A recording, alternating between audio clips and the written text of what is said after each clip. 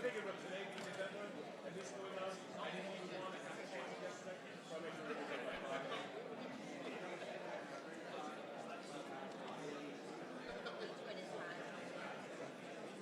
I know that.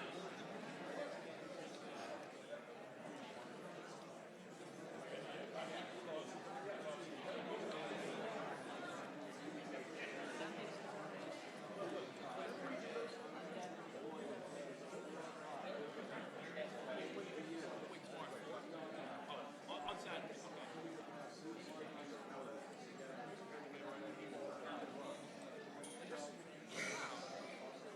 4 p.m.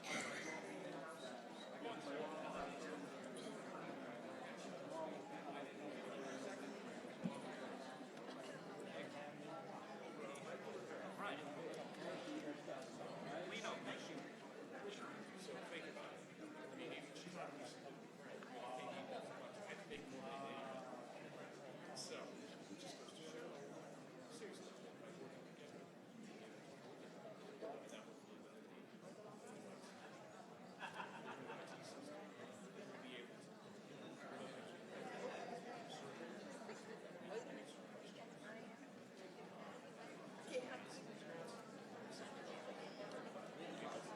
Give us all exactly. That's and by the way, I also have the metrics on the side. I just didn't get a chance to download them, scan them, and send them over. Remember, I put inside the one that has some type of measurements. Yeah. So I just set one that's like a standardized basis. You can place it onto it. Exactly. And there's a graph. I mean, it basically so that's what I do now. Yeah, for me, it was like the other day. Yeah. All right. We'll get that.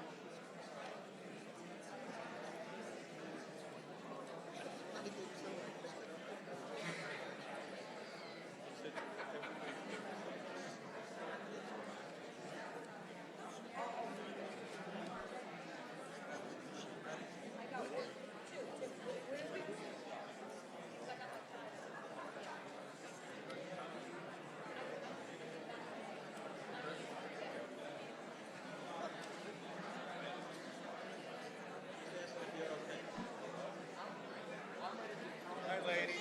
How are you? The face you made. Good to see you.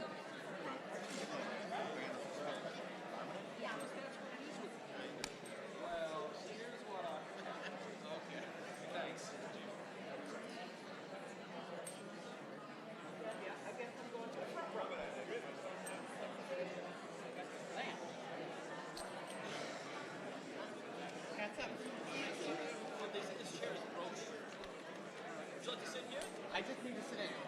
You know what? I'll get up and continue. You are.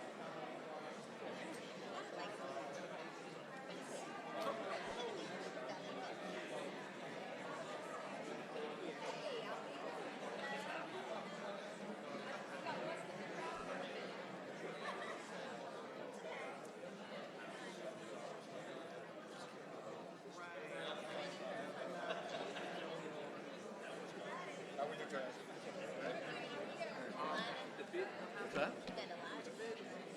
know, but they're mostly like they'll probably get mad at us. Fucking holding things up. Yeah, short sweet. Doing that. It's 5 minutes to come to. I got one woman who just lost it. I should know, right? I get paid.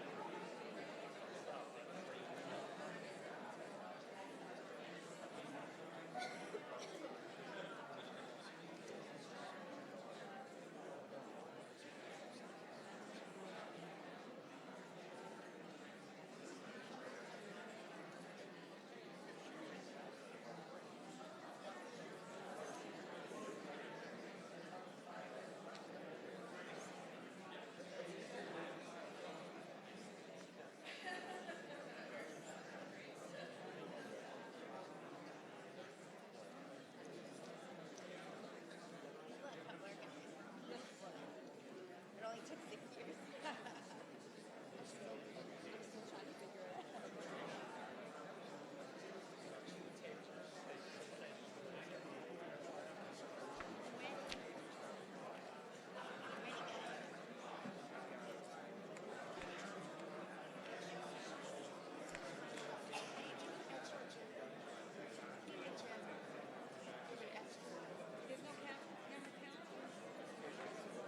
They're making more. Oh, they are? Yeah.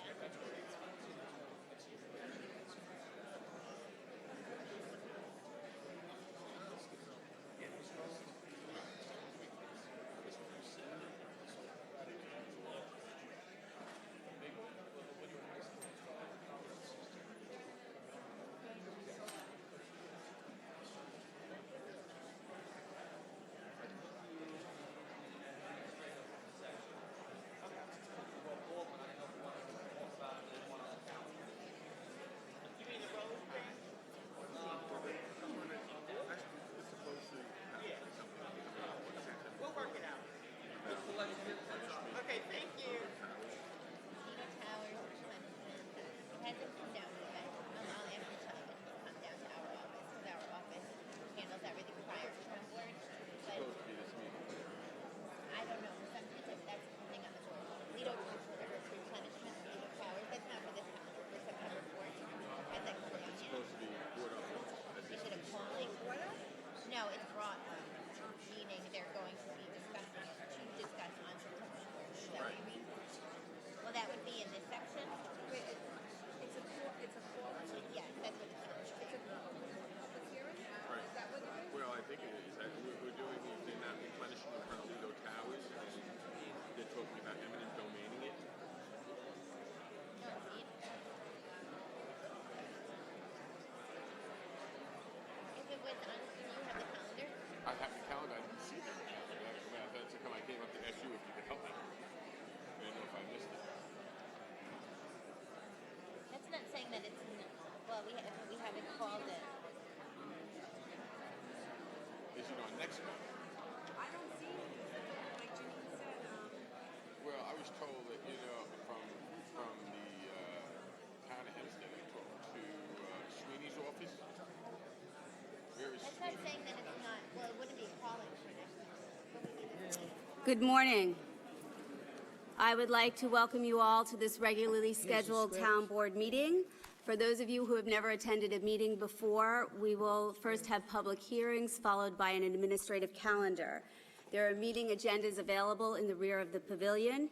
If you wish to be heard on any matter, please see one of our public safety officers and fill out a slip. After the meeting is adjourned, the town board will follow our custom of 350 years and remain in session to hear any residents who would like to address the board on other matters. Madam Clerk, please call the roll. Councilman Ambrosino. Aye, here. Councilman Blakeman.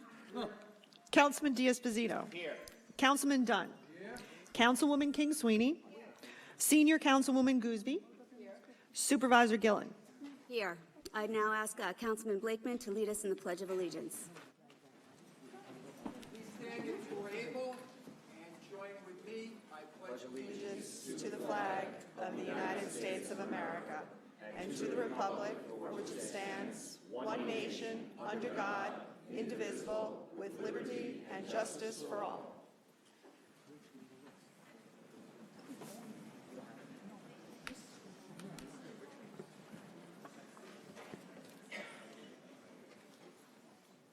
Madam Clerk, will you please call the first public hearing? Petition of Commissioner of Buildings to demolish and remove the two-story wood frame, one-family dwelling with attached garage and remove all litter and debris from the property in Oceanside.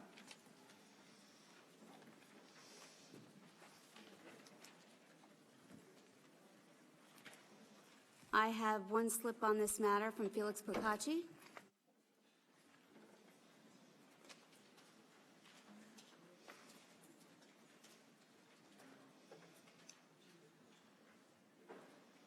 Felix Procacci, 1165 Bond Street, Franklin Square, New York. I oppose this resolution and all resolutions that refer to the town's building commissioner on today's agenda because all the facts provided to me by the town demonstrate that Commissioner John Rotkamp does not have the qualifications as stated in town law to be the town's building commissioner. We are here at a town board meeting to pass laws, and if these laws are meant to be anything more than words on a piece of paper, they must be enforced. It is often said that the building department is a complaint-driven department. While a complaint has been made that our building commissioner does not have the qualifications as stated in town code, when can I expect the town board to provide me with a formal explanation as to why they are allowing town code to be violated? I just want to state publicly again, I received this evidence from the town through FOIL request as far as the qualifications of the building commissioner. And King Sweeney is saying that she's for transparency. I sent it. She criticized me for criticizing Rotkamp. It wasn't a criticism, it's just a fact. I sent her the information. She never replied to my email. There's no dialogue as to explain. I've always said here, I've brought this up many times, that I'm willing to admit I'm wrong on my evaluation, but nobody will talk to me. This is a complaint-driven department, yet you make a complaint, and here's a law-making body. Here's the lawmakers here, and you say that a law is being broken, and you can't even get a response. You can't get a response, and that's really pathetic here, because we're going to pass a bunch of laws here, and which ones are we going to enforce? The ones we want to enforce, the ones that if the person doesn't have a lawyer or is poor, can't afford it, or we're going to enforce the laws equally across all people. That's really the case here, and it's really bad because the building department has a big budget, and we should get a formal, I should be able to get and Rory Gordon, who also made brought up the issue, should get a formal response as to why he is or isn't qualified and what the town board is going to do to remedy the situation. Mr. Procacci, I have asked the town attorney to look into this issue, and he is in the process of preparing a response. Let me right, tell Mr. you, Attorney? This first came about September 2017. So this isn't like I'm coming here and complaining every day. This is nearly a year and no response, and that's really bad. And you guys want to hold yourself to high ethics and everything. Where's the ethics advisory opinion? Who issued an advisory opinion to see what's going on here? Mr. Ra? Does anyone care here? That's really the question. Does anyone care? Can someone say, yes, I care, and what I'm going to do about it? Can someone say that? I said that I do care, and I asked Mr. Ra to look into it. Mr. Ra, you are in the process of preparing a response about Mr. Rodkamp's qualifications.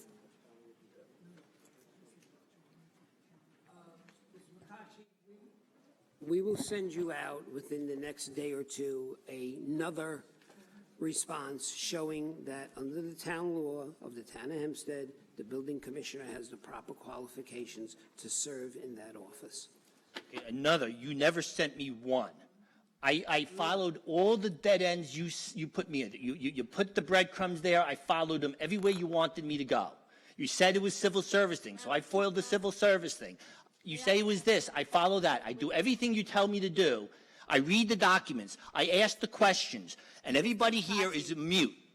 Why don't you be mute on the town's website? Because on the town's website, all you guys are Mr. pushing Pakachi. propaganda instead of the truth. I want the truth to be on the Mr. town's Pakachi. website, not what people want to hear. Mr. Pakachi, I told you that we will be getting a response to you.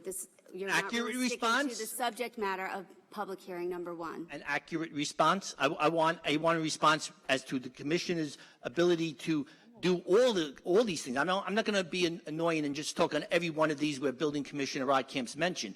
I'm just doing it on one because I want to make I sure that it's understand your understood point. that I think we all understand your point. And I would like an explanation. I don't want just something, a blanket statement like which always comes back from Joe Rod. We comply with all the laws. I want an explanation, and I would like him to read that explanation to the public so everybody in TV land out there, in internet land, could see what he says. Because we're talking about transparency.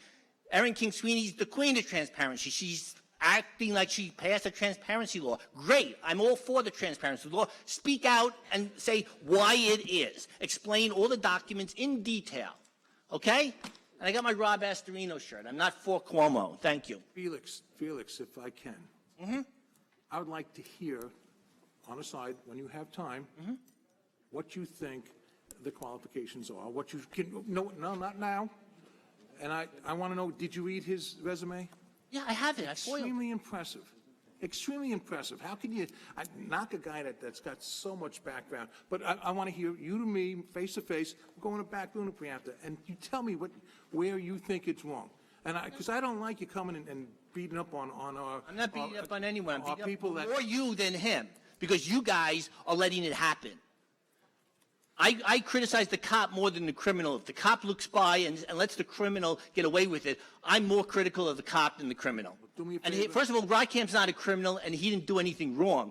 You guys, the town board back in 2007 and 9, whenever it happened, the town board is what did something wrong. I'm extremely impressed with his resume, and I think That, it's does it match with town code? but, That's all the right, so question. you to show me. me I'm a paper-driven guy. I'm a take some data-driven time guy. and I don't work have on any opinion on this. Listen, excuse me. make time for me, and then we'll Excuse me, is this a discuss it. meeting? Because I believe Are we he's having a totally meeting or what? Okay, thank you. I'll let it go now. I'd just like to take this opportunity to thank Commissioner Rothkamp for his continued service to the residents of the town of Hempstead, and I am, for one, very grateful. Come on.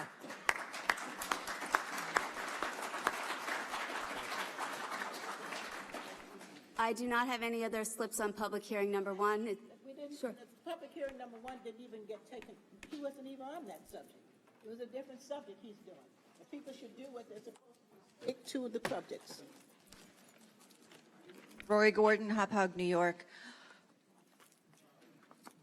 I have nothing against Commissioner Rodkamp personally. He's a very nice man. As a matter of fact, Is that he's part a of this? gentleman. But, Mr. Dunn, I just want to respond to what you said. Ms. Gordon, we are supposed to be talking about public hearing number 1. Do you have something specifically about public hearing number 1? Yes, I agree with Mr. Point of order, Supervisor.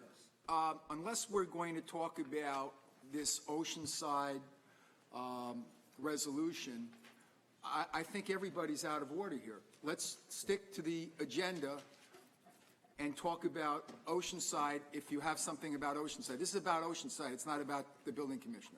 Thank you. You're welcome to make your comments during public comment if you How does feel- one make a decision in a capacity that they are not qualified to make a decision in? And that Oceanside situation would be one of 40 that are on the calendar today. No, it's not germane to the conversation, and you know that. Just, if you want in public comment, talk about the commissioner, that's fine.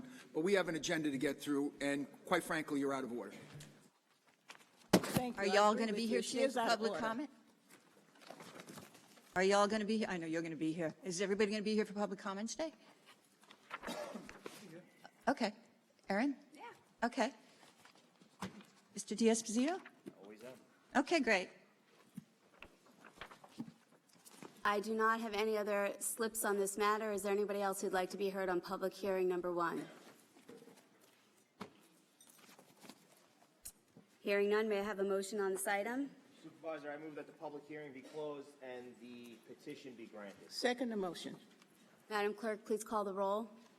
Councilman Ambrosino. Councilman Blakeman. Councilman D'Esposito. Councilman Dunn. Councilwoman King Sweeney. Aye. Senior Councilwoman Gooseby. Aye. Supervisor Gillen. Aye. Madam Clerk, please call the next public hearing. Petition of Commissioner of Buildings to demolish and remove the 2-story wood frame, 1-family dwelling with attached 2-car garage and remove all litter and debris from the property in Oceanside. I have Lori Hahn. Okay.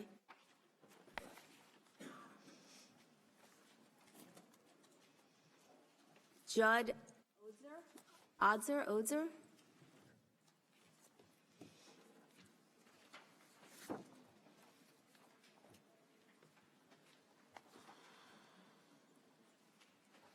First of all, I'd like to thank the board for taking the time to listen to this, and as well as all the people sitting here. I received notice of this about a month and a half ago, almost 2 months ago. I'm the son of the person who's the owner of the house, Doris Odzer.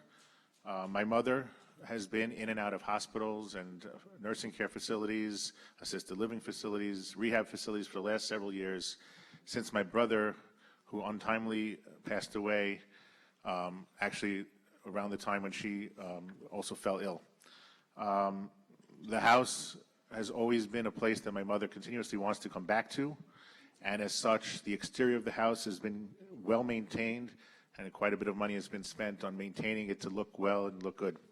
However, I did receive notice from the town that there were some structural issues and things that happened in the house recently.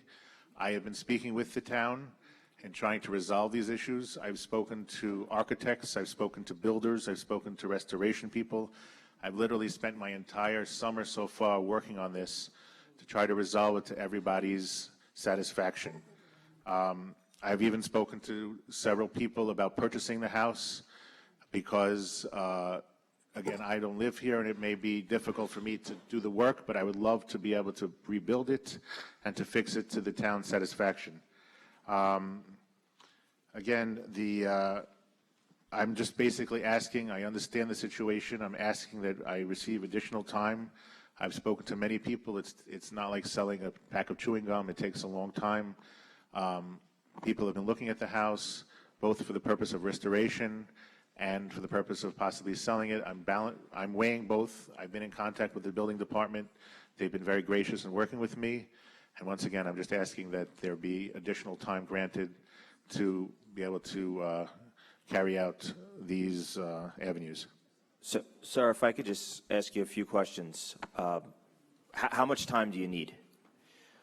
An estimate. Obviously, I'm not looking for an exact time. Couple months. I don't know how long it takes. You know, I've spoken to, so far the people I've spoken to, it's taken them several weeks just to get quotes. I mean, I thought it would take a day or two. I mean, very often we, as a board, vote on the petition, and then obviously if you're in contact with the building department and things work out, obviously we're completely good with it. But Commissioner Rockcamp, would you, with this specific instance, I'm not really sure of exactly the situation, but if you think that this is something that we could adjourn to early next month, I would be fine with that.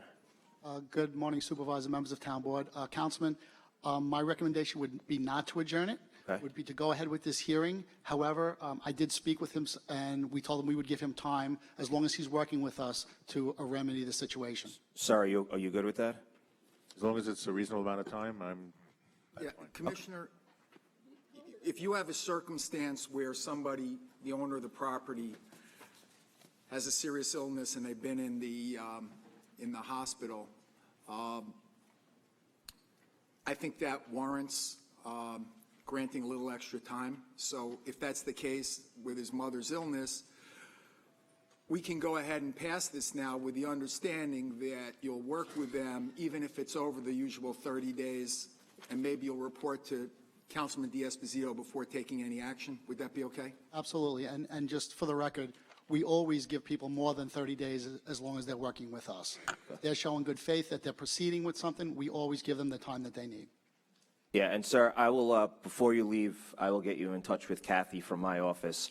This way you guys can be in touch with Commissioner Rockamp, and then if there's any issues moving forward, we can try to handle them. Appreciate that. I've been in touch with the office. I know everybody by first name. Okay. So, once again, I'm trying to resolve the issue to everybody's satisfaction, and hopefully we work together. Absolutely. Thank you, Mr. Otzer. Thank you, Commissioner. I do not have any other slips on this public hearing. Is there anybody else who would like to be heard? Hearing none, may I have a motion? Supervisor, I move that the public hearing be closed and the petition be granted. Second. Madam Clerk, will you please call the roll? Councilman Ambrosino? Councilman Blakeman? I, with the understanding that Councilman D'Esposito will be notified before any further action is taken. Councilman D'Esposito? Aye. Councilman Dunn? Aye. Councilwoman King Sweeney? Aye. Senior Councilwoman Gooseby? Aye. Supervisor Gillen? Aye. Madam Clerk, please call the next public hearing. Proposed local law regarding regulations and restrictions to limit parking in Elmont, Island Park, Merrick, Roosevelt, and Woodmere. I do not have any slips on this public hearing. Is there anyone who would like to be heard? Hearing none, may I have a motion? Supervisor, I move that the public hearing be closed and that the local law be adopted. Second the motion. Madam Clerk, please call the roll. Councilman Ambrosino? Councilman Blakeman? Aye. Councilman D'Esposito? Councilman Dunn? Councilwoman King Sweeney? Senior Councilwoman Gooseby? Supervisor Gillen? Aye. Madam Clerk, please call our next public hearing. Proposed local law regarding parking or standing prohibitions in Belmore, Cedarhurst, Elmont, Levittown, Merrick, Roosevelt, and Seaford.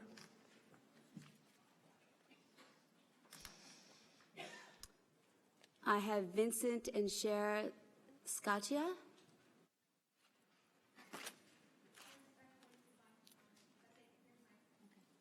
Thank you.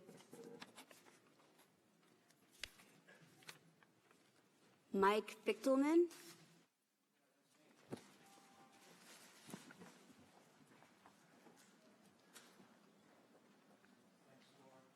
I'm Mike Fichtelman, and I'm here to talk about. Could you please just state your address for the record as well? I'm at 420 Lido Boulevard in the Lido Dunes, and I'm a constituent of Aaron's. Excuse me, sir, would you pull your mic a little bit closer? Pull the mic closer. Yeah, I can't hear you. So, as I say, folks, I'm here to talk about item number 4. And what my question to you folks is, and I'll direct it specifically to Erin, since she's my councilwoman, why is this item at the top of the agenda when a much more important item of greater importance to the entire community of the town of Hempstead is at the bottom of the agenda? What is this? And you guys know what item I'm talking about. I'm talking about the one that affects your re-election, your appointment of other folks to this council, as opposed to putting it up for Point an of order, election. Supervisor. This is not germane to this item. This gentleman will have a right to speak on the item he's interested in at the time it's. I will be back, Bruce. I will be back Mr. if you get to that item. Mr. And Fichtelman. I am telling you folks, I'm making a suggestion that this supervisor was elected by the town of Hempstead residents for change. And if you folks don't change, change will come to you. Mr. Thank you, sir. You Fichtelman, could thank talk you. about it Thanks later. for your time.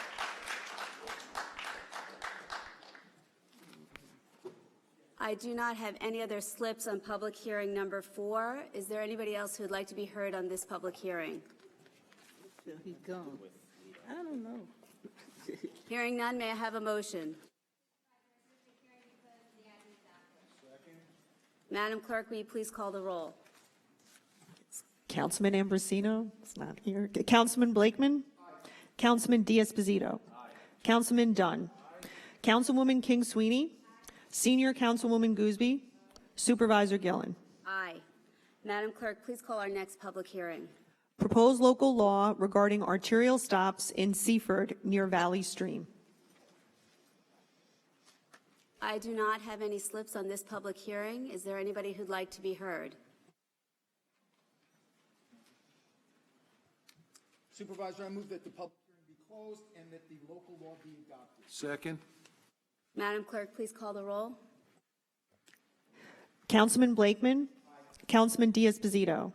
Councilman Dunn? Councilman Ambrosino? Councilwoman King Sweeney? Senior Councilwoman Gooseby? Supervisor Gillen? Aye. Madam Clerk, please call our next public hearing. Proposed local law regarding traffic regulations in the vicinity of schools in Elmont. I do not have any slips on this public hearing. Is there anybody who'd like to be heard? Hearing none, may I have a motion? Move the public hearing be closed, proposed local law adopted. Second. Madam Clerk, please call the roll. Councilman Ambrosino? Councilman Blakeman? Aye. Councilman Diaz-Pasito? Councilman Dunn? Councilwoman King Sweeney? Senior Councilwoman Gooseby? Supervisor Gillen? Aye. Madam Clerk, please call our next public hearing. Proposed local law regarding Department of Purchasing in order to provide a local contracting preference to encourage and promote the use of eligible service disabled veteran-owned businesses and veteran-owned small businesses in Nassau County's economy by increasing their participation in the town of Hempstead contracting opportunities. I have a slip from Andy Butte. Boot.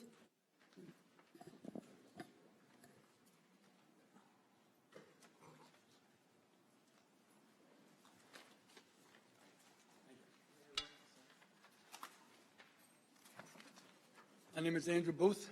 I live in Levittown, 8 Circle Lane, zip code 11756. As far as proposal number 7 goes, we are in favor of that proposal. I don't see anything wrong with that being denied unless you can tell me something that I don't know. One of you. I'll pick any one of you. Anybody. You're all going to vote on it, so you all have a decision. So somebody that is against this can explain to me why while I'm sitting here.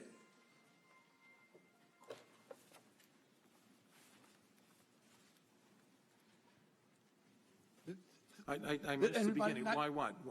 On proposal number 7, Yes, this is going to be voted on.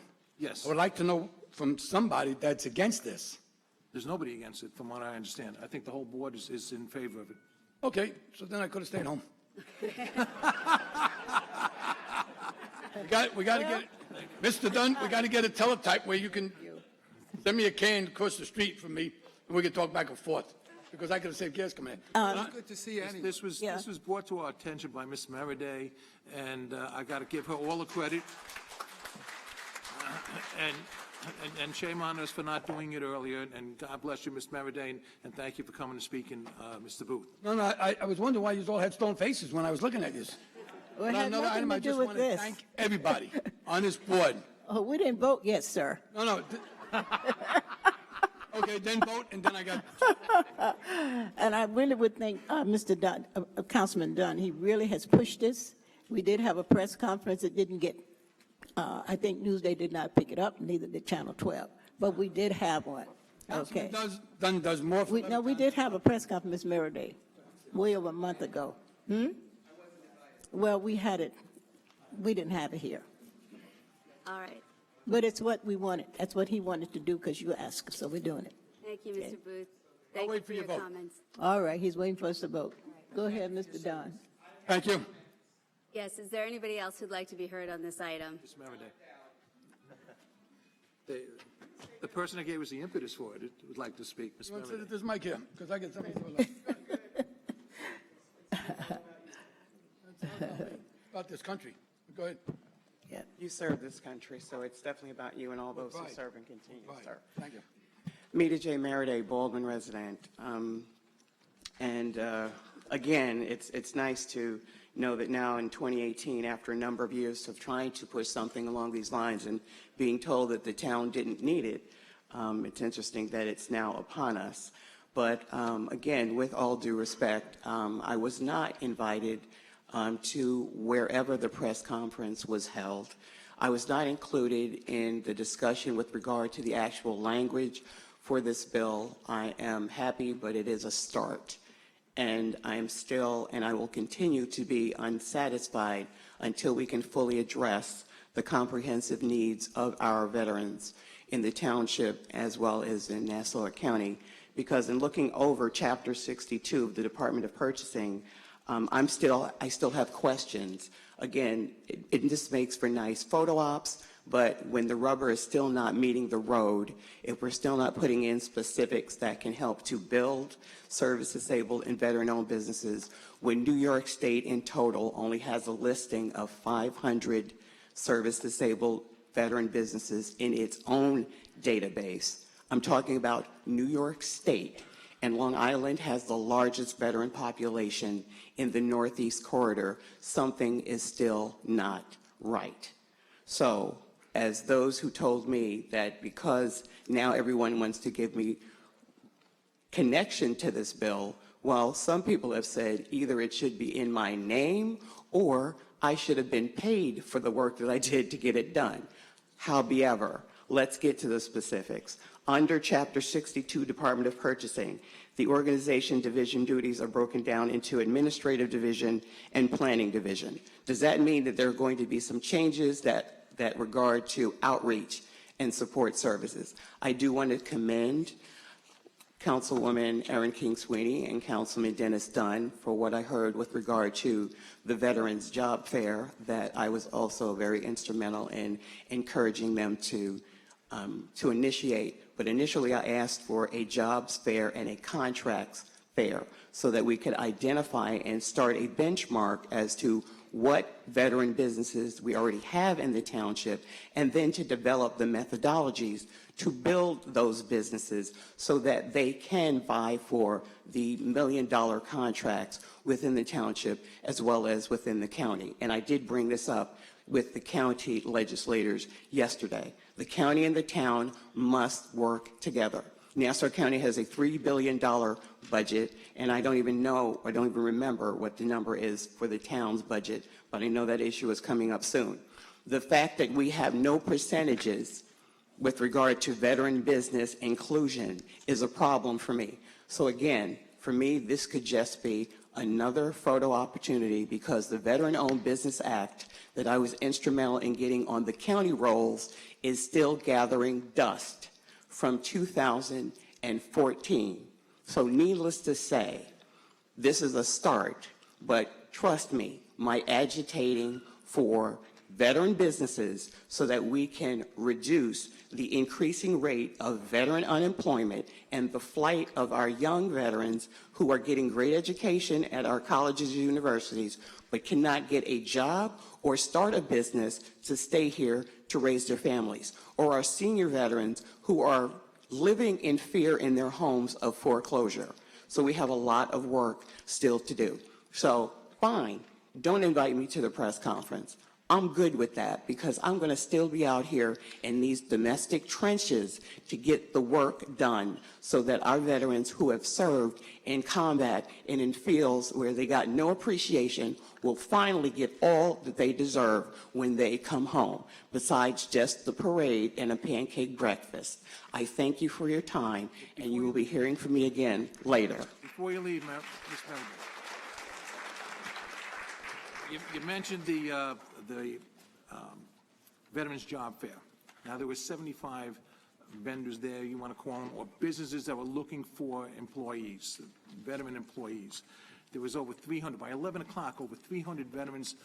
I would say 80% were in suits, brought their resumes. Those that didn't have resumes didn't know how to make a resume. There was a class that Department of Occupational Resources gave multiple times during the day, and how to do an interview at a job interview. So there was a lot going on that day. Over 300 by 11 o'clock came looking for jobs, which really said, there's a problem out there. So what we're doing, and here's what I'm going to sidetrack 1 second. Next time we do something on veterans that came from your mouth, I'll go pick you up and bring you there. I'll make sure you're there, okay? That's you should be there. This was totally due to your awakening our senses. We're doing at that, we started doing a veterans-owned business and disabled veterans-owned business registry in the town of Hempstead. Now, it's not that big yet, and hopefully it'll grow. We'll be using the county one, and I believe there's a Long Island one. Nassau and Suffolk County both have their own registry. So we are going to be, our purchasing department is going to be using those also. But thank you for making this happen, and we'll include you in the rest if I have to come and get you myself. That's fine. Like I said, I'm really not interested in being in the photos. I'm interested in making sure we see some numbers. If we're looking at what number are we starting from now as far as the number of jobs and businesses that veterans occupy in the town of Hempstead, and a year from now, what is the quantitative value in terms of the increase? That's what I'm interested in. Pictures don't impress me, okay? Being in Newsday does not impress me. Been there, done that. This is a start. Okay, but again, when we put our troops and we prepare them to go out to field, we give them everything that they need when they are there, and we support them and we support their families. When we come home, it is atrocious. It is atrocious, and I'm tired of hearing about the number of suicides, and we keep saying we need to do better, and this is a start. We should be beyond that at this point. Thank you. And Mita, if I were you, I'd take Uber. I'm sorry? If I were you, I'd take Uber. Can't afford you paying these taxes out here. I knew you'd have a reply. I just say one more thing, and I'm out of here. I just want to thank this whole board, town supervisor, for better heads prevailing. I will say that. I will leave it at that. Everybody knows what I'm talking about. No questions? Thank you. Everybody have a good day. God bless all. Thank you. Thank you so much, Mr. Booth. I do not have any more slips on this matter. Is there anyone else who'd like to be heard? Hearing none, may I have a motion? Motion to close the hearing and adopt the item. Second motion. Madam Clerk, will you please call the roll? Councilman Ambrosino. Aye. Councilman Blakeman. Aye. Councilman Diaz-Bazito. Aye. Councilman Dunn. Aye. Councilwoman King Sweeney. Senior Councilwoman Gooseby. Aye. Supervisor Gillen. Aye. Madam Clerk, please call our next public hearing. Proposed increase and improvement of the Town of Hempstead Refuse Disposal District. I do not have any slips on this public hearing. Is there anyone who'd like to be heard?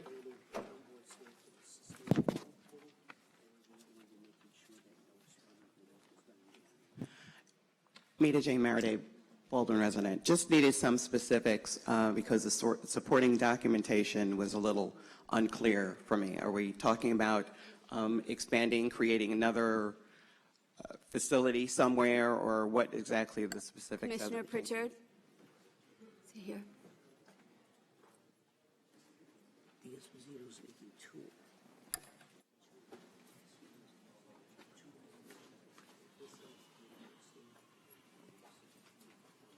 Hi, good morning. Ken Pritchard, Commissioner of Sanitation. This is to fund improvements to our existing facilities, things that needed fixing, like paving projects and a floor replacement. We're not expanding anything. Okay, so is this something that's going to be done in-house, or you're contracting out?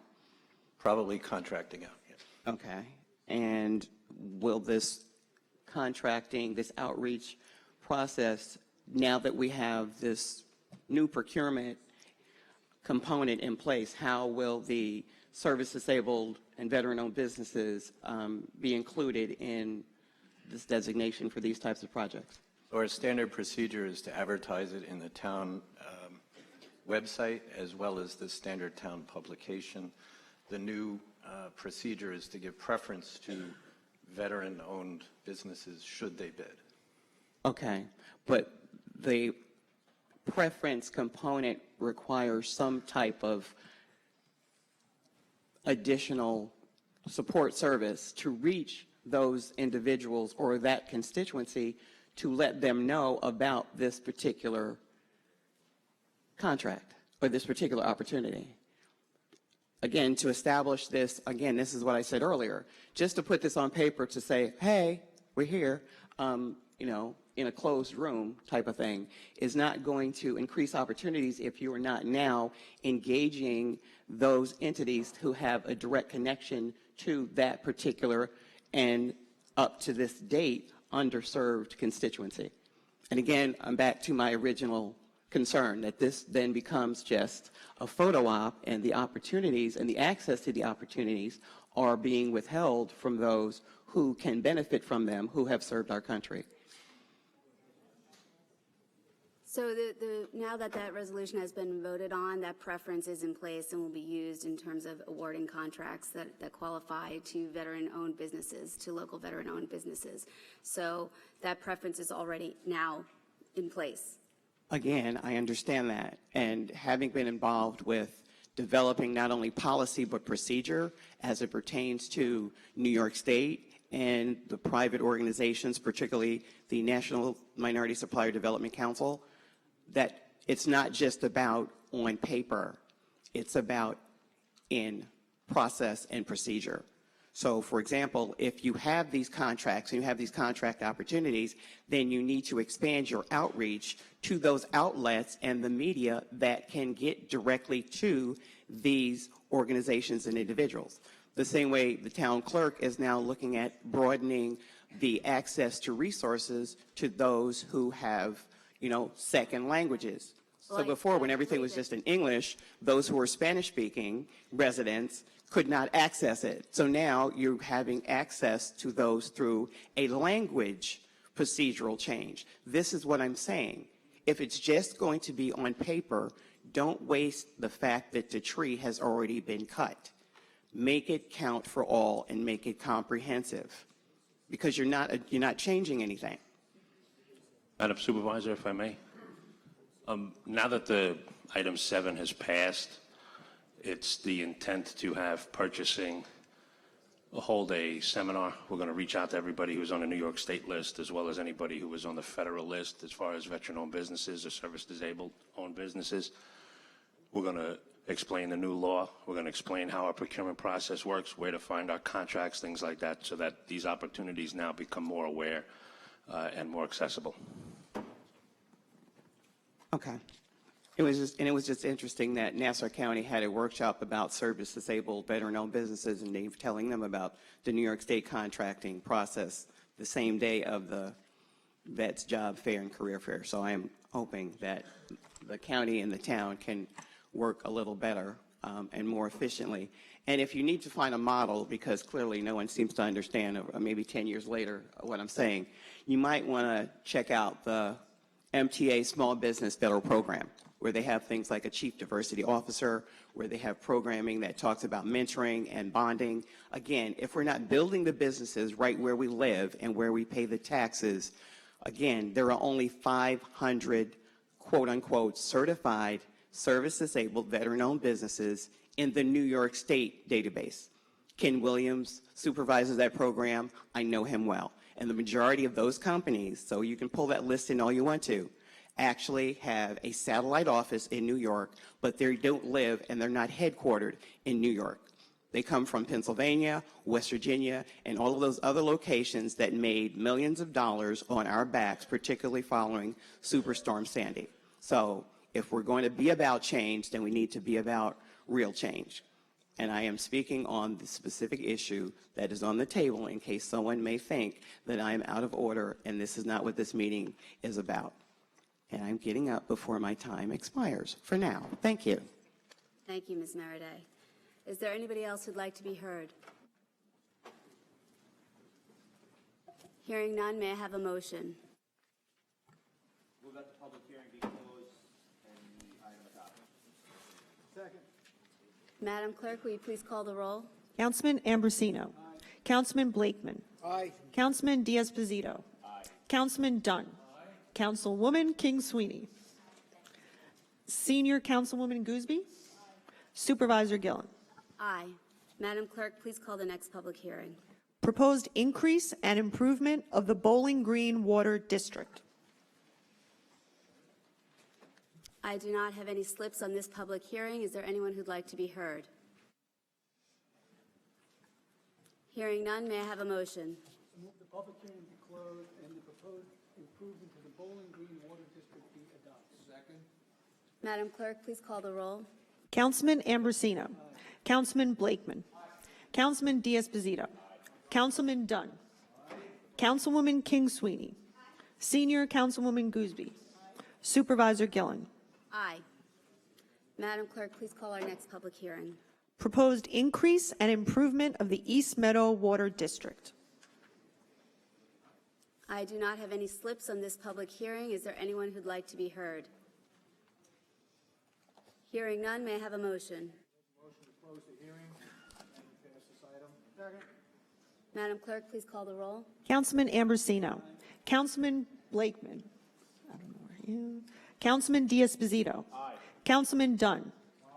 Councilwoman King Sweeney. Senior Councilwoman Gooseby. Supervisor Gillen. Aye. Madam Clerk, please call our next public hearing. Proposed increase and improvement of the Roosevelt Field Water District. I do not have any slips on this public hearing. Is there anyone who'd like to be heard? Hearing none, may I have a motion?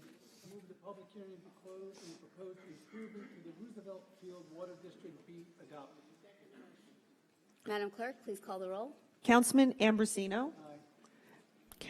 Councilman Diaz-Bazito. Councilman Dunn. Councilwoman King Sweeney. Sorry. Councilwoman King Sweeney? Oh, okay. Senior Councilwoman Gooseby. And Supervisor Gillen. Aye. Madam Clerk, please call our next public hearing. Proposed increase and improvement of the Uniondale Water District. I do not have any slips on this public hearing. Is there anyone who'd like to be heard?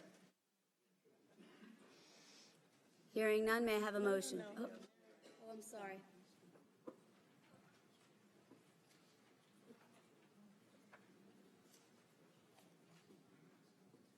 Good morning, Mary Ellen Cray, 436 Locust Avenue, Uniondale.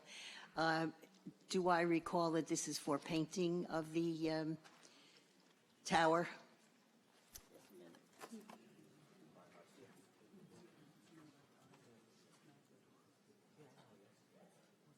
Good morning, Supervisor, members of the town board, Commissioner. Morning, Commissioner. Commissioner of the Department of Water. Yes, at the last meeting we discussed, this is for the design of the repainting of that tower, some modifications to the venting system at that tower, as well as a new well construction in Uniondale, and some minor modifications to a treatment system at another well on Oak Street by Hofstra. Oak Street well, okay. And just out of curiosity, where is Bowling Green? Bowling Green is, it's an area called Salisbury as well. It's like north, it's sort of the northeast corner of East Meadow. Thank you. Thank you. Thank you, Commissioner. Thank you, Ms. Cray. Is there anybody else who'd like to be heard on this public hearing? Please come forward.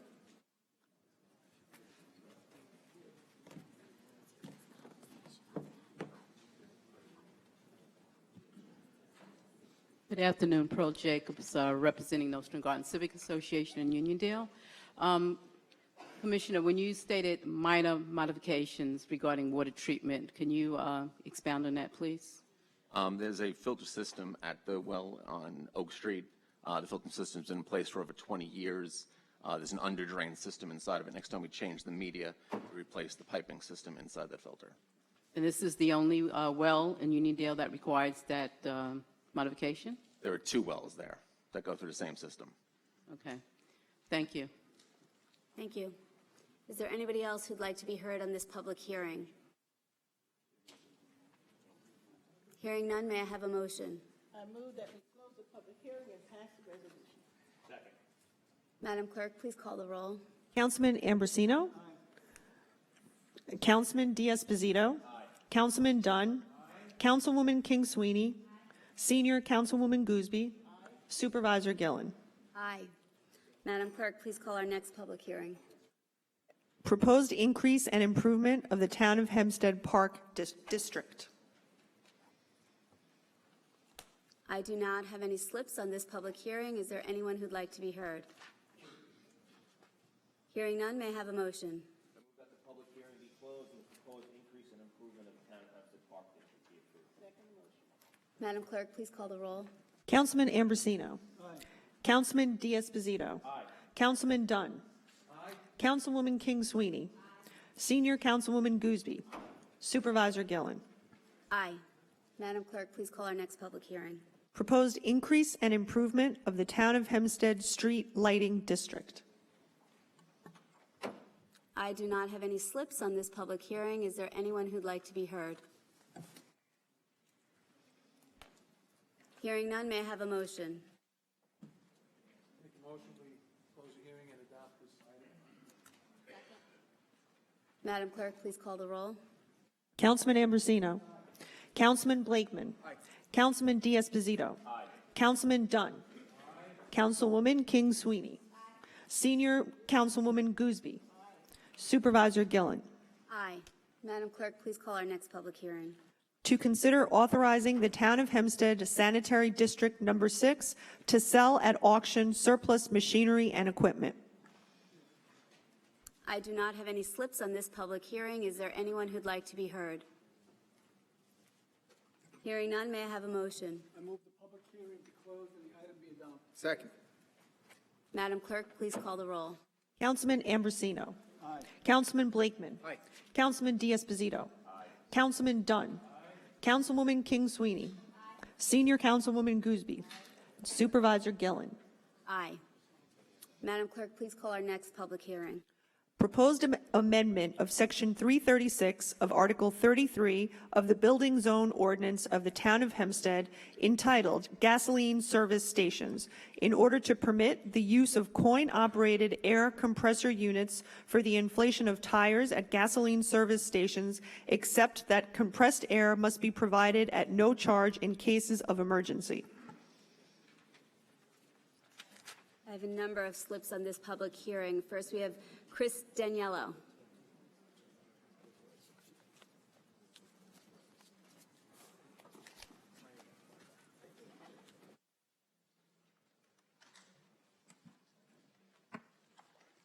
Chris Daniello, 50 Stewart Avenue, Bethpage 11714. I am also the Executive Director for the Long Island Gasoline Retailers Association.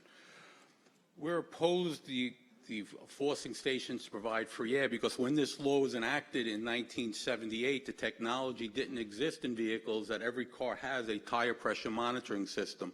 So everyone knows if their tire needs air, it comes up on the dashboard. This has been federal mandated since 2007. And if that light goes on, it means your tire pressure has dropped between 14 and 25%, which gives you ample time to bring your car somewhere excuse me, to get air in your tire. So it's not an emergency that you have to get right away somewhere to fill your tire. So that's why we're opposed forcing the stations to provide free air because it costs them money to maintain that equipment. That's all I got. Thank you. Thank you, sir.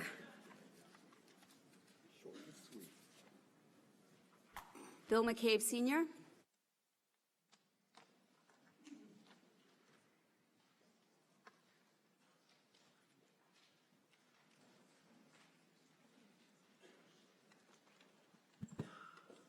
Good morning, Bill McCabe, 120 Cherry Street, Floral Park. My company is Service Station Vending Equipment, and I've been in business for 35 years. It's a Long Island family-based business.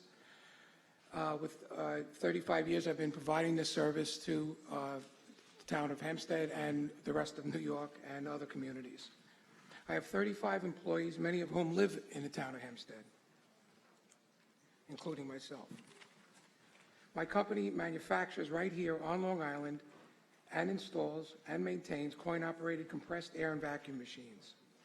These machines are installed and maintained at no cost to the service station or convenience store.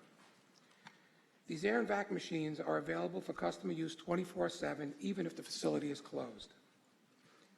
A typical machine costs about $2,000 and at least that much to maintain per year. Hoses, gauges, compressors, timers break or get stolen and vandalized routinely. Additionally, machines are hit by cars, trucks, and snowplows almost on a daily basis. My staff repairs or replaces these machines within 1 day of receiving a service call. Even if the machine is totally wiped out, the next day, my crew is there putting in a new machine. That will never happen in the event facilities are forced to provide free air. Free air machines will be broken for days, weeks, months, or even years. Until last week, my company headquarters was in Floral Park. I'm in contract on a larger facility in Elmont, also in the town of Hempstead. The intention of this new facility is to expand production, hire more people, and add new features to my air and vacuum machines. These new features include credit card and smartphone payment options, and also remote monitoring. With the credit card and smartphone payment option, the user now has 3 options to pay for compressed air or vacuum service. That includes coins, of course, credit card, and smartphone or mobile payment option. The remote monitoring feature would alert us to broken machines within minutes of a machine being out of order. This would allow for much faster service time and the customer or the motorist, the end user, being able to get reliable compressed air again. Both of these technological advances would have already been installed in all of my town of Hempstead machines, if not for the cost of the ongoing litigation. Mr. McCabe, can I interrupt you for 1 minute? Sure. Are you in favor of this proposal? It's a workable solution, but I think at the end of the day, any free air mandate is problematic. Okay, but this is better than it was previously, right? Somewhat. But I'm making the case to get rid of any free air mandate. That's my intention. Okay. In order to avoid this litigation, a couple of years ago, I offered a number of proposals to the previous supervisor. I offered 18 free machines at Town of Hempstead facilities at a cost of $40,000 to my company. I offered ad space on top of my machines in the busiest locations in the town. This ad space could have been used to advertise special events and so on that the Town of Hempstead was offering. I also offered to freeze my vent price for 5 years, none of which was acted upon. And as you're probably going to hear from other speakers, New York State already has a compressed air law, and there can be a charge for that. Driving is a privilege, and any free air mandate promotes motorists possibly driving on poorly maintained tires because they can just put free air in a bad or defective tire every day if they so desire. Chris already alluded to the tire pressure monitors. I won't go into that. My company makes tire inflation quick, easy, and uniform. All my machines will look alike. The instructions are clear. There's no pulling up on 10 or 12 different kinds of machines. They all look alike, and they all have the same instructions and so on them. Nothing could be easier than using one of my machines. I would like the board to consider removing any and all free air restrictions on the compressed air machines. The legislation is very outdated and no longer needed. Frankly, no one cares about putting $5 or $10 a year in an air machine. That's it. Thank you. Mr. McCabe, I just have one question for you. You said that the law that's there now is outdated, and I guess that dates back to, I think, before my time. I think the late 70s or early 80s, right? Okay. And this is an honest question. What's the difference between us reverting back to the way the law was prior to us instituting free air and the proposal that's up for vote today? The 1978 law required stations in the town of Hempstead to have free air. Okay. Over the years, in 1991, I worked out a proposal with the town to provide a sticker on the machine that would allow free air. And that worked for 25 years until the previous supervisor decided that he didn't like that. So as a result, we're in this very lengthy and costly litigation. But nonetheless, with that sticker on the machines, I still was providing, most of the air dispense was free, and I was not being, myself nor the station owner was being compensated for it. The remote buttons that were on the machines were costly, and frankly, it was very, very expensive for me to continue doing business in a town like that. Okay, so then what we're voting on today changes that how? There's different wording on the sticker, right? The sticker is much larger, and it could be a problem if someone says they need air, the attendant doesn't know that for sure, they're giving quarters to the customer that may or may not be used in the machine. Frankly, people driving from New York City through Nassau County know that they need to have the ability to pay for. So in the newer machines, there's no longer going to be like the button where you could push if the attendant grants free air. Is that what I'm understanding? More than likely, he'll be giving the motorist. So he'll have to take quarters out of the cash register. If I'm given the opportunity, the first machines I'm going to retrofit with the other technology, the machines in the town of Hempstead. Okay. So folks will no longer just be required to have quarters; they will have two other options to pay. And as you know, as anyone here with kids knows, the younger generation uses the phones to pay for their compressed air service. Okay. So there's really no reason why folks can't get air in an emergency. And my machines are available 24/7. That is not typical with a free air machine. Okay. And the sticker, you said it's larger, and what's the actual wording on the sticker now?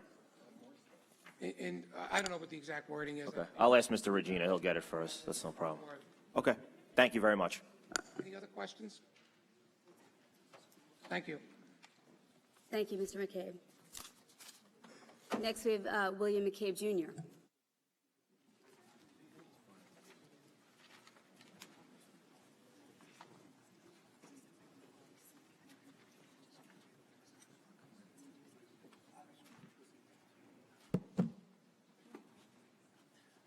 William McCabe Jr., Post Office Box 334, New Hyde Park, New York.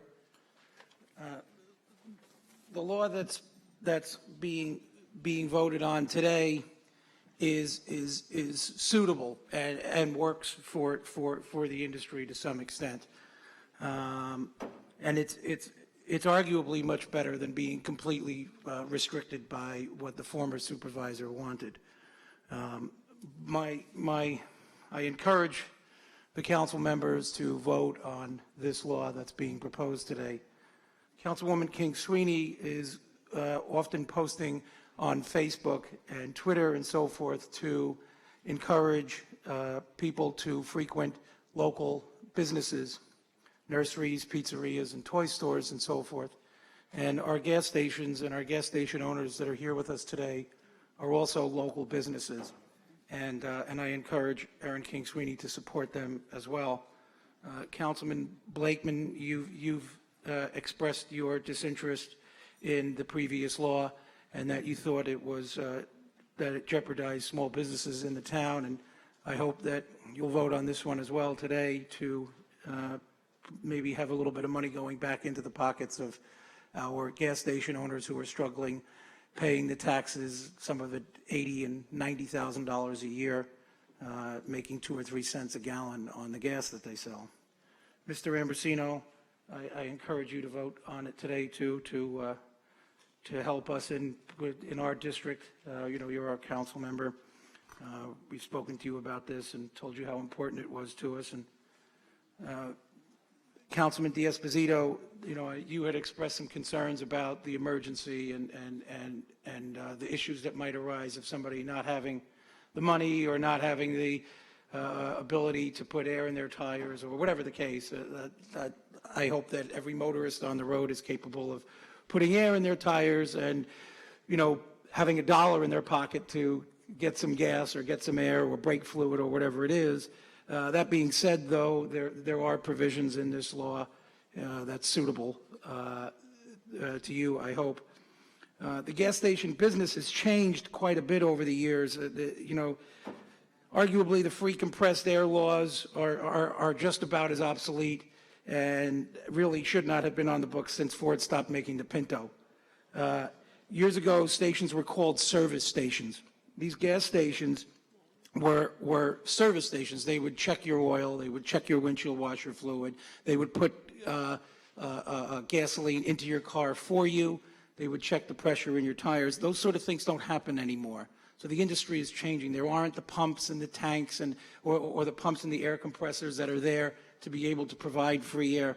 So people are using the gas stations are using these machines, which are a lot more safe, which are properly regulated, which are properly maintained by outside companies that are in this business and have this as a profession of their own, providing that service to the gas stations.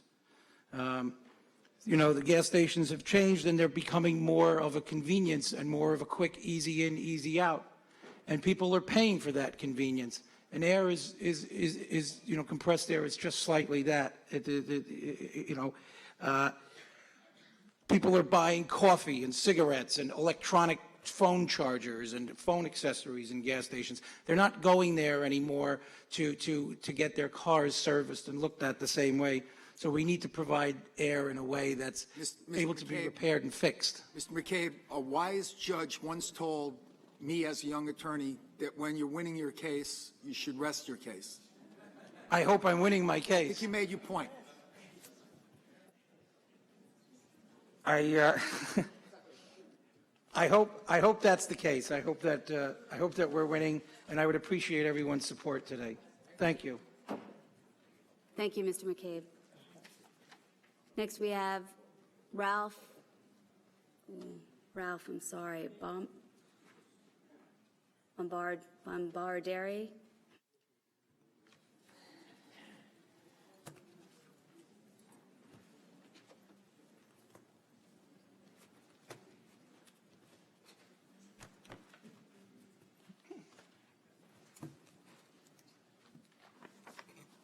Good afternoon.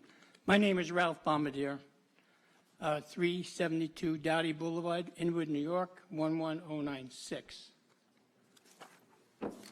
Members of the council, thank you for the opportunity to speak to you on this important subject.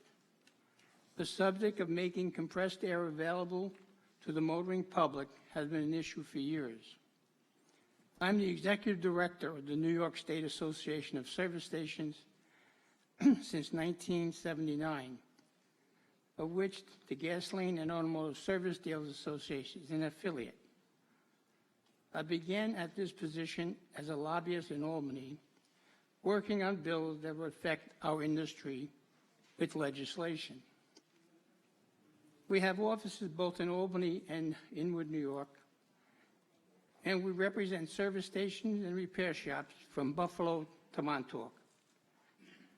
Each year, we monitor at least 300 bills that affect the industry, along with the accompanying regulations. Excuse me. In 1982-83, a bill was introduced by Assemblyman Coppell that service stations with 4 or more dispensers provide air to the motoring public. That bill eventually passed and became law.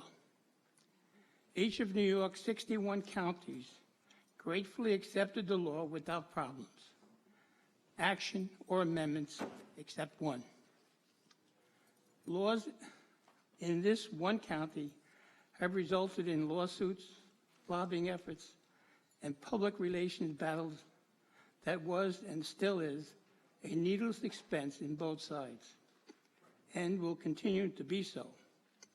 It is honorable to want to provide service to your constituents, but these services should not come at the expense of the regulated community, especially the smallest in the retail business and chain. To require these small businesses to provide services to the motorists at no charge, with the equipment and servicing of the equipment can cost thousands of dollars each year. What if a motorist drove into a service station and ran out of gas before reaching the pumps? The motorist has no money. 2 crying children in the car, and it's raining. Excuse me, sir, are you in favor of this, or? Oh, yeah. You're in favor of it? But I worked on these things so long, I think, You might want to rest your case.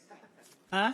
You might want to rest your case. We get the point. We've got a lot of residents here that are here for other I've hearings. been kicked out bigger stages than this, but I guess I'll go. It's okay. We're happy to hear from you, but we get your point. I hear you. Thank you, sir. 50 years in this business, I've been kicked off of hearing before. No, I'm not kicking you out of anything. If you want to keep talking, you can, but You can finish your we comments. have a lot You of, still we have a 2 lot of minutes left. residents You're here. telling me to be smart, and I will. Thank you. Erica Dubno.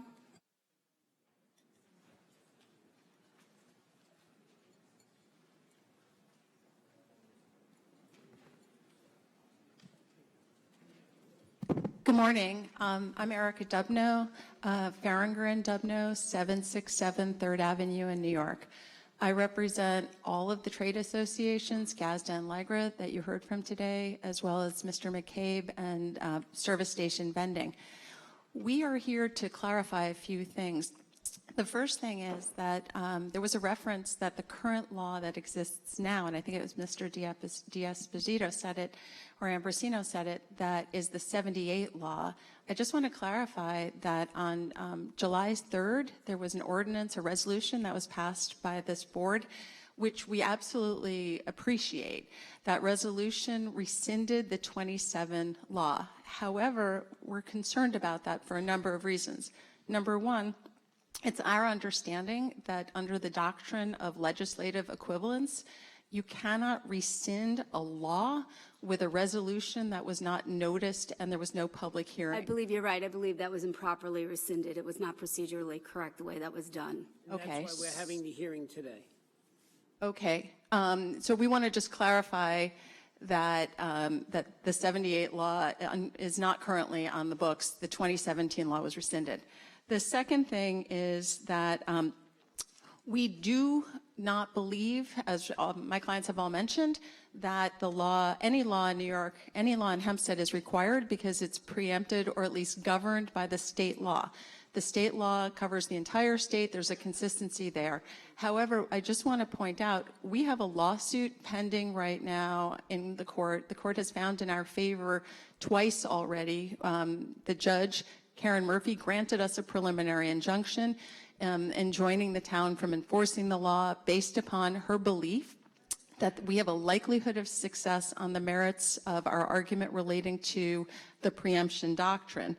In that regard, while without waiving any claims that we have made in our lawsuit, we do believe that this current law, the resolution, we do support it because we believe it is a compromise. While we absolutely don't think any law is required, we think that reverting back to the 78 law, 1978 law, or continuing to exist under the 2017 law, which both ban the operation of coin-operated machines, that those are improper and that there's no basis for it, and that if we can't have that, we would support this resolution as a compromise.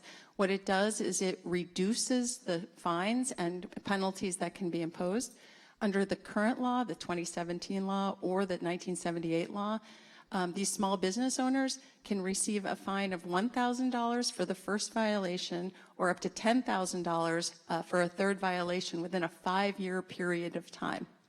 They can also receive 15 days in jail for having, somebody paying 75 cents for air.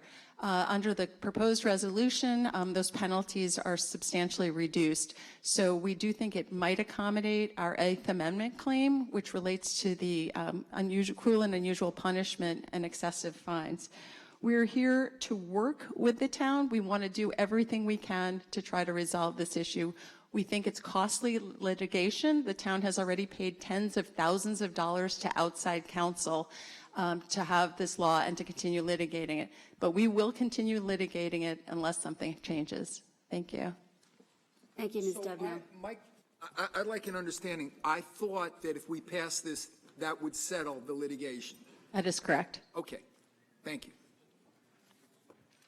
Rory Gordon.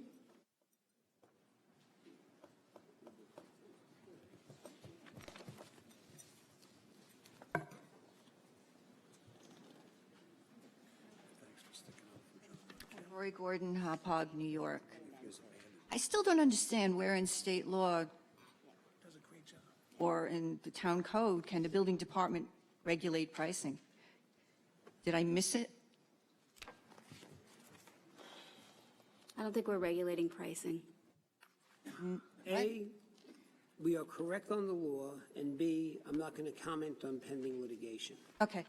1 out of 5 meetings that I attend here, operators are either here to rezone or upgrade gas stations. What I don't understand is how does the board pass all of these gas stations that have self-service, and there's a clause in the law which is right above free air, which states in 336 G2, gas dispensing pumps may only be operated by the owner or qualified employees of the gas service station. So all of the gas stations that you're approving, which are self-service, are in violation of a law which is in this law that you're going to pass today. When you enter into the gasoline service station district, self-operated pumps are permitted. That's not what it says here. I'm reading it right from your code. I took it right out of the code. Are you telling me you use state law when it works for you, however, when it doesn't, you completely ignore it? Is that what you're saying? Ms. Gordon, are you speaking about the amendment to the free air law? Yes, it's right above it. You printed it. It's in the calendar today. It's right above G3, G2. Gas dispensing pumps may only be operated by the owner or qualified employees of the gas service station. I don't understand. We're talking about the amendment to that law. That's what's on for a public hearing today. Do you have something to say about the amendment to the free air law? Yes, because you're talking about archaic breastfeeding at the end of this meeting today. This is archaic. That's my point.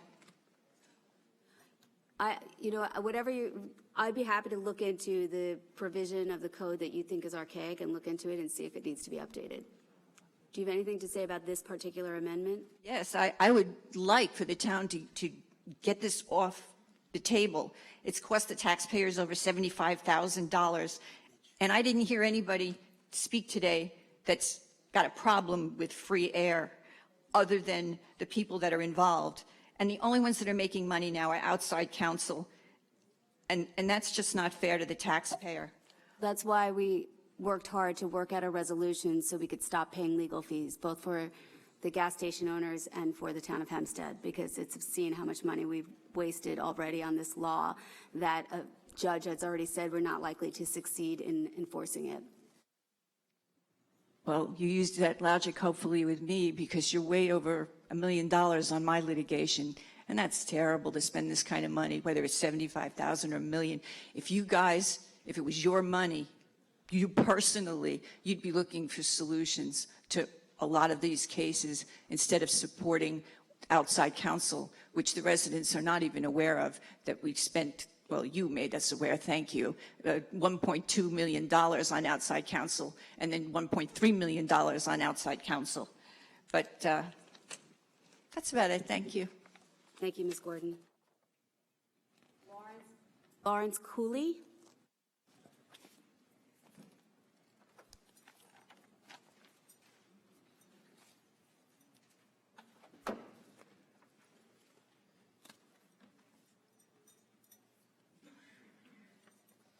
Good morning. Is it still morning? In the afternoon? Nope. My name is Lawrence Cully. My address is 372 Doughty Boulevard, Inwood, New York, 11096. I'm counsel for the Gasoline and Automotive Service Dealers Association, which has several hundred members on Long Island. Our members are greatly affected by the issue of whether or not they must provide free air to motorists despite the cost of providing such a service. The matter I wish to address today is the doctrine of preemption. We believe that state law regarding the provision of air to motorists preempts the Town of Hempstead legislation, which requires the dealer to provide free air to motorists. The judge in the lawsuit brought against the town legislation appears to indicate as much. When the state law was passed, the state had the opportunity to require the dealers to give free air to their customers. The state did not do so. Surely, Such a significant burden as a mandate to provide free air to be placed upon dealers would have been specifically set forth in the state law if the state had so desired. To us, this clearly points to preemption by state law over local law when it comes to the issue of free air. Other faults with the town law are manifold. State law requires that there be a clear intent to violate the statute before penalties attach. The town law makes no such provision. Even an inadvertent violation can carry a stiff penalty. So, Mr. Cully, you're opposed to this amendment? Yes. You're opposed to this proposal? Yes. Just wanted to make sure for the record. In addition, the state law provides for a fine of $25 for a violation, while the town law can provide for a penalty of up to $10,000 and 15 days in jail for the violation. Do you legislators really wish to inflict upon small business such unfair and draconian penalties as this? For all the foregoing reasons, we support the motion to amend the town law, which is on the agenda today. Thank you. So just to be clear, you oppose the old law, but you support the resolution that's before the board right now to amend the law. Is that correct? Yes. Thank you, sir. Thank you. Bill Schwell.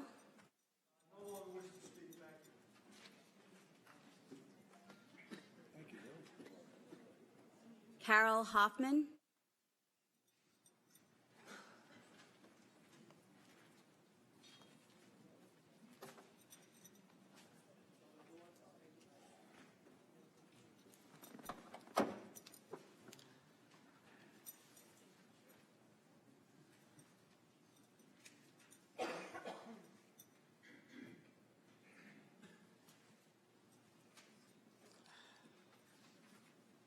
Good afternoon. If you would just state your name and address for the record, please. My name is Carol Hefner, 940 Rosedale Road, Valley Stream, New York. I just have a few things to say. I'm not going to say all that I said. Along with my husband and my son, Anthony IV, we own and operate Hefner's Service Station in Valley Stream. We are 3-generation, 63 years in business at the same place. I think that's a good accomplishment. And we are part of the small end of the business. I want to thank you for considering this amendment. I am in favor of it. And I just wanted to also add that we have, over the years, helped anybody that did not have money or was sickly and could not put their own air in. And I think probably the vast majority of operator-owned stations probably do that. Is your husband Anton? Anthony. You know Anthony. Yeah. Yes. Please send him my best. I will. They are nice people and nice operators. Thank you. Thank you very much for your comments. Thank you. I do not have any other slips on this public. Felix?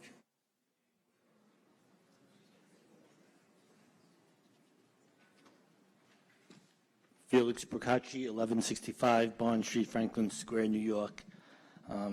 Just to be clear up front, I oppose this amendment, and I would like someone from the town attorney's office, the building department, to explain why regulation of pricing and handling of equipment is in zoning law. I'm asking a question. You can stop the clock, please.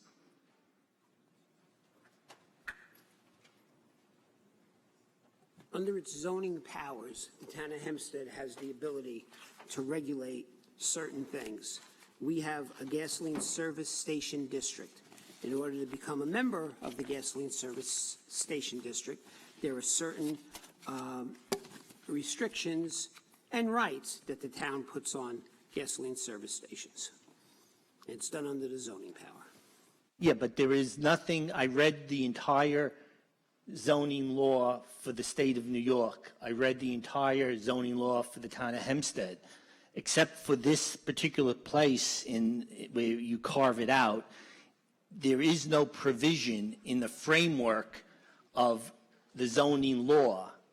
It regulates heights of buildings. It regulates, emergency access like fire escapes and things like that. But there is no place where it regulates how a particular piece of equipment is to be charged. There is nothing, there's no general rule for that. And this I brought up 2 years ago, yet nobody would answer that, and nobody answered it since. And also, this law is illegal. It's fundamentally illegal because you can't negotiate upon yourself to preempt state law.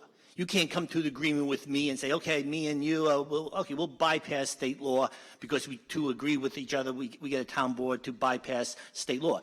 Even with this emergency exemption, it's still preempting state law. There's no getting around that, and it's in zoning law, which it doesn't belong in because there is no provision to allow it there. So the idea that you could negotiate your way out of state law is ridiculous. Ms. Dubrow? I mean, it's like, why don't you get rid of like whatever the penalty is for whatever crime, and you can negotiate and override what the New York State Legislature says about a particular crime. That's what you're doing with this law. Felix, I believe that there has been no ruling and finding that the free air law was preempted. It said that they're likely to succeed in that argument, but there has not been a final ruling. Is that accurate, Ms. Dubrow?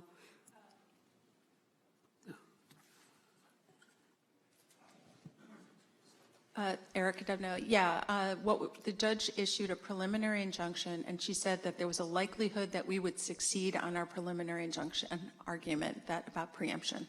So there has not been a ruling by the judge. There's been no finding and conclusion of law that it is preempted by state law. There has not been a finding, and in litigation, people often disagree about what the law says, and then they use settlement as a way to resolve disputes to avoid having to litigate all the way to the end of the case, which may cost tens of thousands of dollars.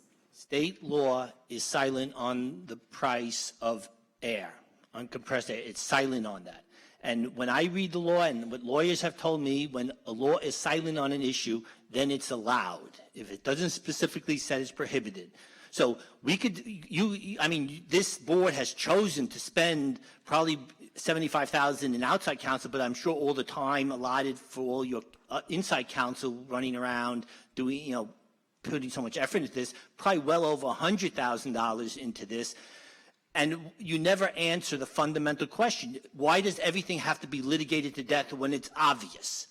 Yes, a ruling would be nice. Maybe I will get that ruling. But the thing is, why do we need to go through it? If it says you cannot do this, but it's never been litigated, and you do this, and you need to spend 4, 5, 10 years litigating it, spending hundreds of thousands of dollars to just prove that the obvious is true. I'm not sure why we have to prove the obvious is true in a court of law. Why do we have to test every law that's obvious with hundreds of thousands of dollars of litigation? Is that necessary? That's what you're telling us. That's what you're telling us. You can't. It's silent on the price, and now you're putting a price on it. It's silent on the anything else, but you're doing that. Zoning law doesn't permit the regulation of prices, but you're doing it. Until it's tested, you're not happy. That's what you're saying. So we should litigate every freaking law, regardless of how obvious it is, because you say so. That is not what I'm saying. That's what I don't you're know saying. why it went forward. I wasn't on the town board at that time. Well- But I inherited this free air case, and I moved forward to stop spending legal fees, especially when the plaintiffs were awarded a preliminary injunction with the ruling that they were likely to succeed. So what we're doing now is trying to resolve litigation so everybody can stop paying legal fees on it. What should have been done is everything should have been rescinded. 1978, 2016, 2017, every law that was passed regarding that, and that's what should have been done, a clean break, and then you would be in compliance. That's the obvious thing. Reading the law literally, which it should be taken unless you have some magic thing that you could explain to me, which Santino would never do, and Joe Rao would never do, unless you have some way of reading into it where the words aren't there that at least I can see, you should just drop the whole thing because it's very black and white. Why are you making a gray issue in the black? And I'd love to know which council people wanted to persist on this litigation unless you get an emergency resolution put down like this. I'd love to know which one of you people, the group of you, I'm sure it's at least 4, that you're for this because you couldn't just take it away because you look like a bunch of fools. Well, you look like a bunch of fools anyway because you're bypassing state law. You can't read.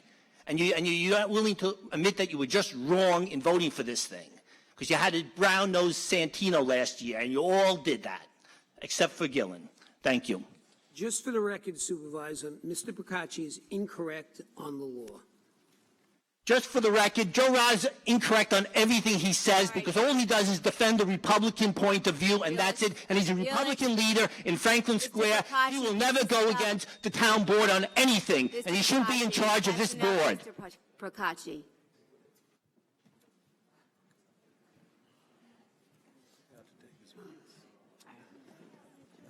All those are groaning, get over it. You here every 2 weeks like the rest of us are here. Meta J. Merriday, Baldwin resident, and actually, I'm trying to do a cooler heads prevail, but Felix Procacci has been in the trenches for the residents of this township, in good, bad, or indifferent. Our First Amendment right is the freedom of speech, and I fully support that. When the speaker, with regard, I believe her name was Ms. Hefner, when she spoke, because I was still trying to be back and forth, because I was at that hearing prior to the tenure of the current supervisor, and that hearing went on for hours with regard to this issue. So I was not too clear as to where I felt with regard to this. So to answer Deputy Councilman Frelikvin's question as to where I stand with this, I am in support of this because of what she said as a small business owner, and the fact that, again, the current supervisor said that she is looking for ways to minimize litigation. I'm always in support of reducing the impact on litigation on residents because we're already overtaxed, and too often it seems that we seem to like to be in the courtroom. Having said that briefly, I just want to address the fact that I believe the gentleman who said that he services the machines themselves, the focus is on the millennials and smart technology, et cetera. Again, that's why we need a comprehensive study and survey of the residents. We survey the roads, we survey the trees, the plants, the corner stores in this township, but we seem to not want to care about who actually lives here, who resides here, who pays the taxes here. We have a large senior base, and yes, I speak for largely the veteran community, and even in that community we have a older constituency of veterans because our younger veterans can't afford to live here.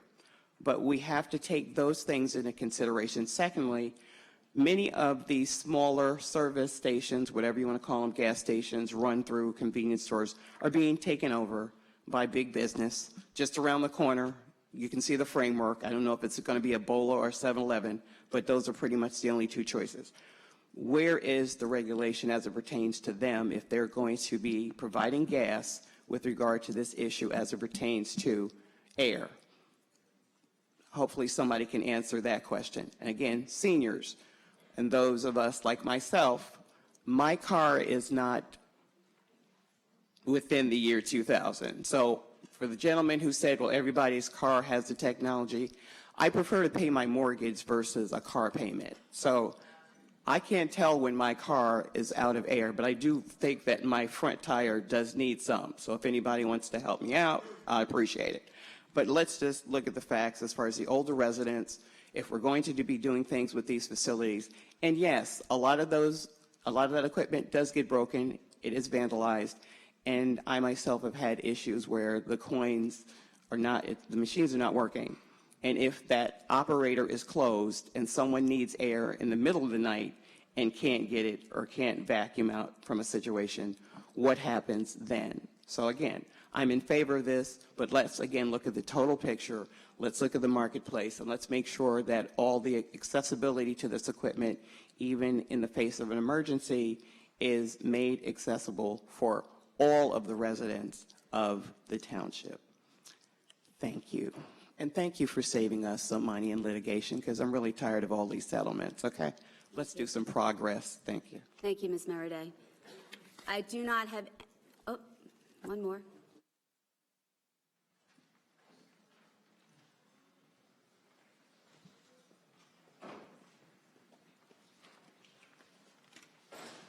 Ann Ann Myers, 1611 Meadowwoods Drive in East Meadow. I'd just like to know if there's a definition of emergency. And who makes the definition? There is a definition of emergency. And that would be what? I was interested in the man who was reciting emergencies before Bruce shut him down. What constitutes an emergency situation?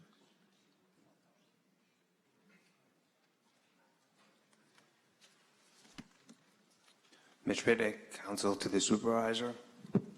There is a definition of emergency in the law.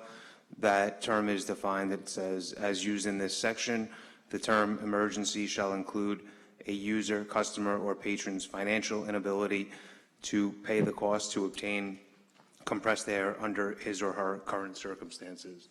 As determined by who at what point?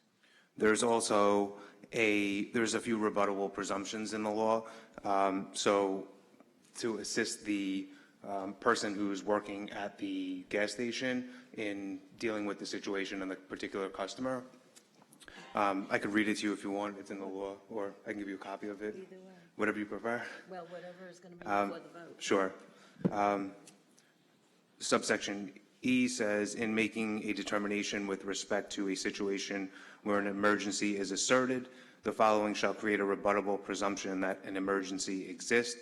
A user, this is one, a user, customer, or patron's claim to the attendant that he, she has no money to pay for the compressed air at the current time and place. And two, if denial of compressed air at no charge would impair the user, customer, or patron's ability to safely operate the vehicle or otherwise endanger the safety or welfare of the user, customer, or patron, his or her passengers, if any, and or other motorists, pedestrians, or property. And then, So you have to be both criteria? correct. And then there's, I'll read this, there's another provision here that says, for purposes of this section, and the purpose is to give as much guidance to the station as possible. For purposes of this section, the presence of any of the following conditions shall create a rebuttable presumption that a user, customer, or patron's ability to safely operate a vehicle will be impaired. One, the tire pressure for one or more tires on the vehicle as read by an air pressure gauge or tire pressure monitoring system, TPMS, is less than the manufacturer's optimum or recommended pounds per square inch, PCI. Two, the existence of a puncture or slow leak in one or more tires. Or three, the outward appearance of one or more tires appears deflated.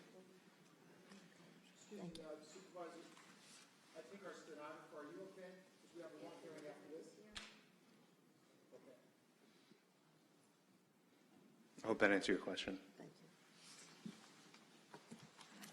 Thank you. Supervisor, I move that we.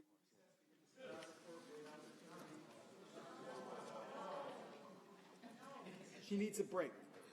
All right, I do not have any more slips on this public hearing.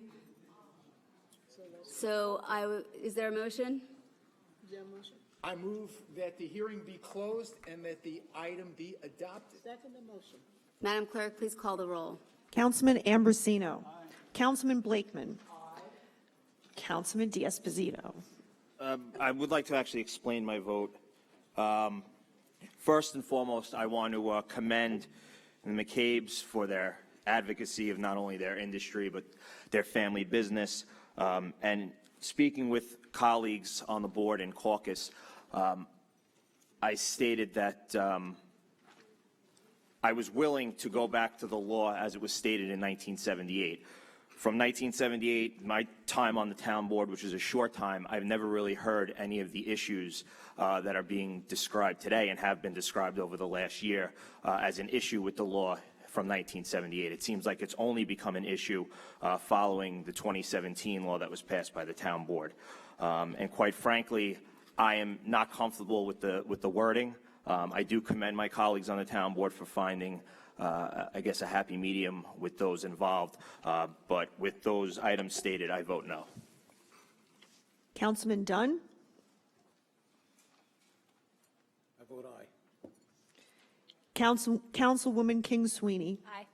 Senior Councilwoman Gooseby. Supervisor Gillen. Aye.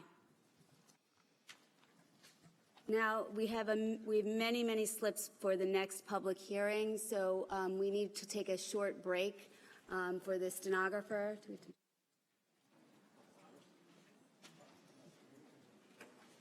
All right, so we're just going to have a 10-minute recess. Nope, you don't have to vote on a recess.